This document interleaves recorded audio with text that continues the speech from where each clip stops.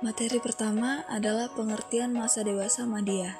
Pada umumnya, usia madya atau usia setengah baya dipandang sebagai masa usia antara 40-60 tahun. Menurut Erikson, dalam Santrok 2002, usia madya merupakan masa kritis di mana baik generativitas atau kecenderungan untuk menghasilkan dan stagnansi atau kecenderungan untuk tetap berhenti akan dominan. Menurutnya, pada masa usia madya orang akan menjadi lebih sukses atau sebaliknya mereka berhenti atau tetap tidak mengerjakan sesuatu apapun lagi. Dalam California Longitudinal Study, pada waktu individu berusia 34-50 tahun, mereka adalah kelompok yang paling sehat, paling tenang, paling bisa mengontrol diri, dan paling bertanggung jawab menurut Levinson dan Peskin 1981 dalam Santrok 2002. Dewasa madya merupakan masa puncak dan cenderung lebih stabil.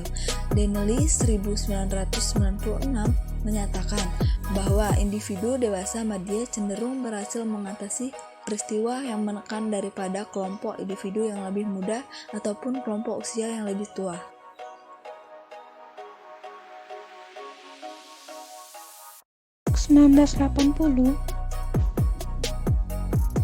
Karakteristik dewasa madya.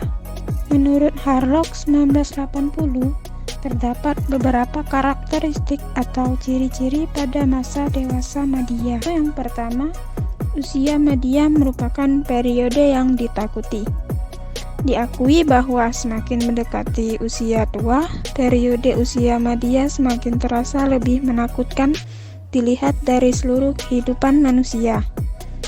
Yang kedua, usia madya merupakan masa transisi. Usia madya merupakan masa di mana pria dan wanita meninggalkan ciri-ciri jasmani dan perilaku masa dewasanya dan memasuki suatu periode dalam kehidupan yang akan diliputi oleh ciri-ciri jasmani dan perilaku baru. Ketiga, usia madya adalah masa stres. Penyesuaian secara radikal terhadap peran dan pola hidup yang berubah, khususnya bila disertai dengan perubahan fisik, selalu cenderung merusak homeostatis fisik dan psikologis seseorang dan membawa ke masa stres. Yang keempat, usia madya adalah usia yang berbahaya. Umumnya, usia ini dianggap atau dipandang sebagai usia yang berbahaya dalam rentang kehidupan. Yang kelima, usia madya adalah usia canggung. Franz Blau dalam Harlock 1980 mengatakan bahwa orang yang berusia madya seolah-olah berdiri di antara generasi pemberontak yang lebih muda dan generasi warga senior. Yang keenam, usia madya adalah masa berprestasi.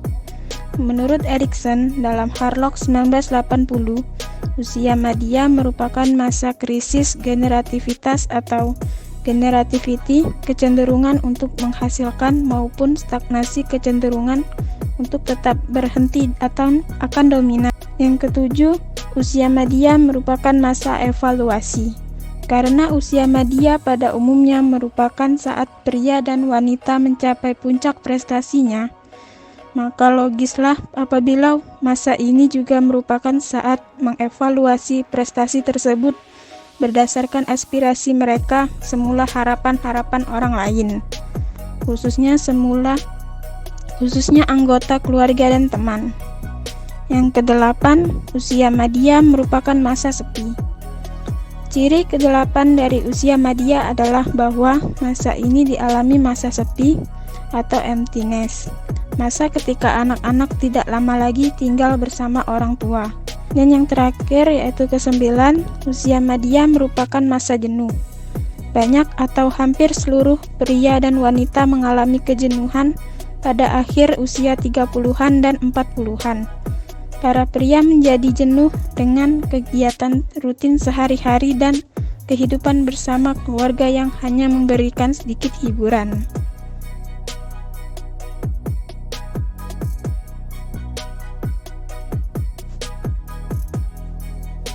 Tugas-tugas perkembangan dewasa madya. Hurlock mengemukakan tugas perkembangan usia madya sebagai berikut.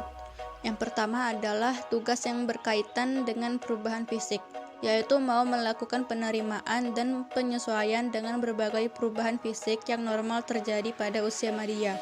Tugas yang kedua adalah tugas yang berkaitan dengan perubahan minat, yaitu mengembangkan minat pada waktu luang yang berorientasi pada kedewasaan pada tempat kegiatan yang berorientasi pada keluarga yang biasa dilakukan oleh dewasa dini. Tugas yang ketiga adalah tugas yang berkaitan dengan penyesuaian kejujuran, yaitu pemantapan dan pemeliharaan standar hidup yang relatif mapan. Dan tugas yang terakhir adalah tugas yang berkaitan dengan kehidupan keluarga, meliputi hal-hal yang berkaitan dengan seseorang sebagai pasangan, menyesuaikan diri dengan orang tua yang lanjut usia, dan membantu anak remaja untuk menjadi orang yang dewasa yang bertanggung jawab dan bahagia.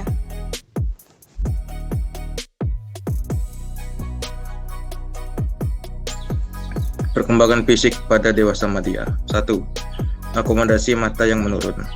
Sekitar usia 60 tahun, mata kehilangan kemampuan untuk menyesuaikan diri dengan objek yang pada jarak yang berbeda-beda, yang dikenal sebagai presbiopia. Kebanyakan orang berusia antara 40-60 tahun membutuhkan beberapa bentuk lensa korektif untuk defisit penglihatan. 2. Pendengaran semakin menurun.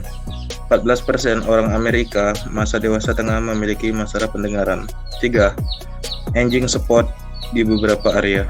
Berkurangnya lemak dan kolagen di dalam tubuh membuat kulit terus mengering dan cenderung lebih keriput, terutama di area wajah yang sensitif. Bintik-bintik penuaan dan pembuluh darah menjadi lebih jelas saat kulit terus mengering dan menipis. 4. Tinggi badan menyusut dan berat badan naik. Rasio otot ke lemak untuk pria dan wanita juga berubah selama masa dewasa pertengahan dan penumpukan lemak di area perut. 5. Perubahan pada rambut. Rambut pada pria yang berusia madya mulai jarang menipis dan menjadi kebotakan pada bagian atas kepala. Rambut di hidung, telinga, dan bulu mata menjadi lebih kaku, sedangkan rambut pada wajah tumbuh lebih lebat dan kurang subur. Rambut wanita semakin menipis dan rambut di atas bibir dan dagu semakin banyak. Baik rambut pria dan wanita mulai memutih menjelang usia 50 tahun.